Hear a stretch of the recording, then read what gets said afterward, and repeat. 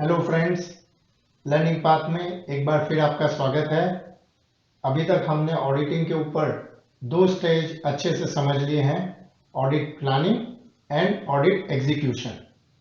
Audit reporting third और final stage है, जो बहुत ही सिंपल स्टेज है, जिसमें बहुत ज़्यादा कंसेप्ट या कॉम्प्लिकेशन इन्वॉल्व नहीं है। तो आइए हम समझते हैं कि ऑडिट रिपोर्टिंग में क्या होता है।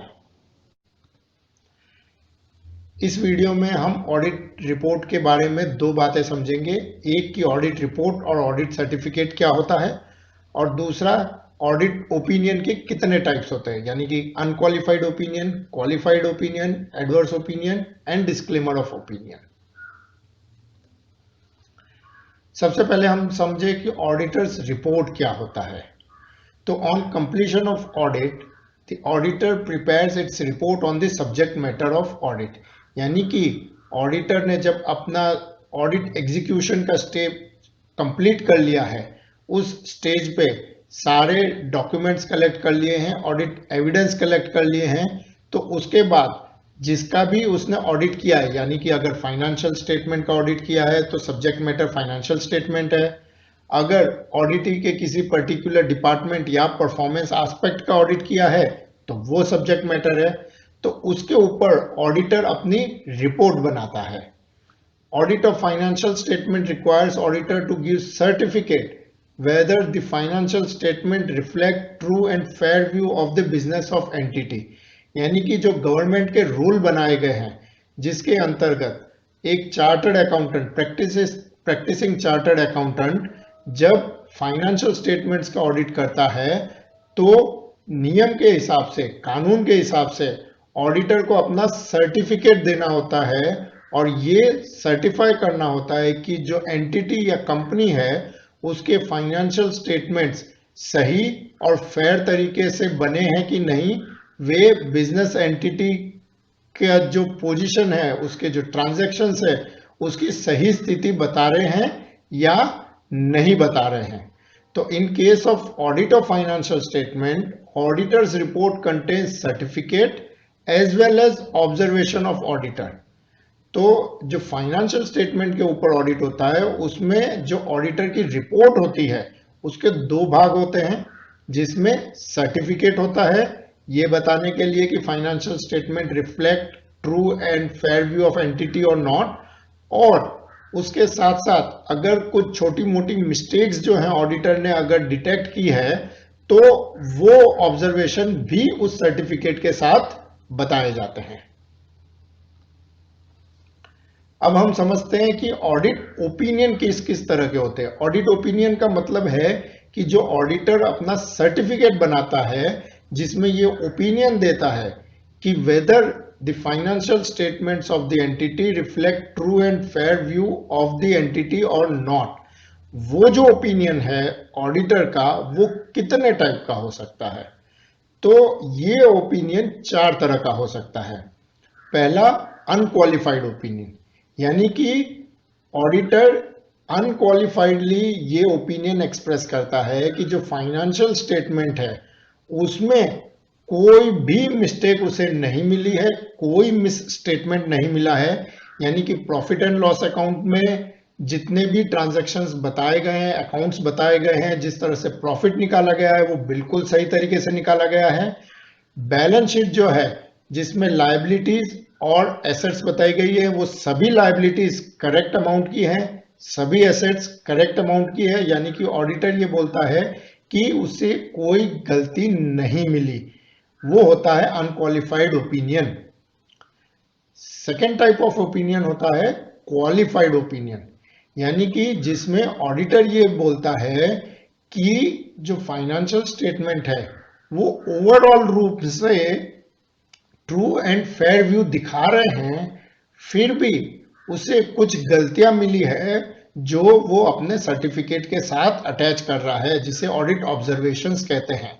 यानी कि जो प्रॉफिट एंड लॉस अकाउंट है, जो बैलेंस शीट है, उसमें जो फिगर्स हैं वो ओवरऑल तो ठीक है, लेकिन कुछ छोटी छोटी गलतियां हो सकता है कि कहीं किसी एक्सपेंडिचर के अकाउंट में मिली हो, कहीं किसी एसेट या किसी लायबिलिटी के अकाउंट में मिली हो, जो उसे लगता है कि जो अकाउंट्स के यूजर है उनके लिए जानना जरूरी है, उसे वो अपने ऑब्जर्वेशन की तरह क्वालिफाइड ओपिनियन के साथ अटैच कर देता है।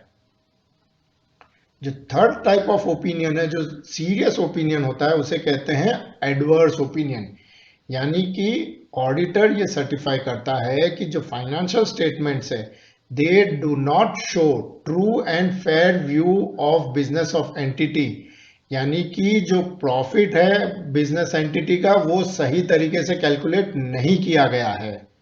जो लायबिलिटीज हैं वो पूरी रिकॉर्ड नहीं की गई है।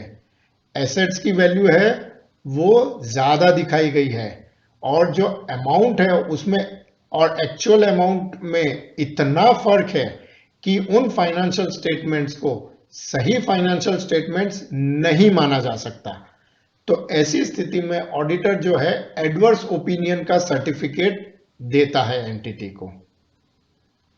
जो चौथा है वो है डिस्क्लेमर ऑफ ओपिनियन। एक्चुअली में डिस्क्लेमर ऑफ ओपिनियन अपने आप में एक ओपिनियन नहीं है। डिस्क्लेमर ऑफ ओपिनियन मीन्स कि auditor is not in a position to provide any opinion on the financial statement. यानी कि ऑडिटर ये कहता है कि ये जो फाइनेंशियल स्टेटमेंट्स मैंने ऑडिट किए हैं, मैं इनके ऊपर कोई ओपिनियन नहीं दे सकता। ऐसा क्यों होता है? This happens when auditor could not audit financial statements fully due to scope limitation or non-availability of crucial records and documents। यानी कि ऑडिट करते वक्त अगर एंटिटी ऑडिटर को ऑडिट से संबंधित इंपॉर्टेंट डॉक्यूमेंट्स, इंपॉर्टेंट ट्रांजैक्शंस के बारे में जो भी इंफॉर्मेशन चाहिए वो अगर नहीं देती है ऑडिटर को, तो ऑडिटर के लिए ये पता लगाना मुश्किल हो जाता है कि फाइनेंशियल स्टेटमेंट्स में जो फिगर्स हैं वो सही है या नहीं है। यानी कि ऐसी स्थिति जिसमें एंटिटी जो है ऑडिटर को अपना काम अच्छे से न करने दे, उस स्थिति में ऑडिटर डिस्क्लेमर ऑफ ओपिनियन देता है। यानी कि वो कहता है कि मैं किसी तरह का ओपिनियन नहीं दे सकता, क्योंकि मैंने ऑडिट में जो काम करना चाहिए वो अच्छे से मैं कर ही नहीं पाया, और उसके लिए वो कारण बताता है कि क्यों वो डिस्क्लेमर ऑफ ओपिनियन दे रहा है। An auditor provides qualified opinion when the individual misstatements are in excess of tolerable error, but overall misstatements are within tolerable error।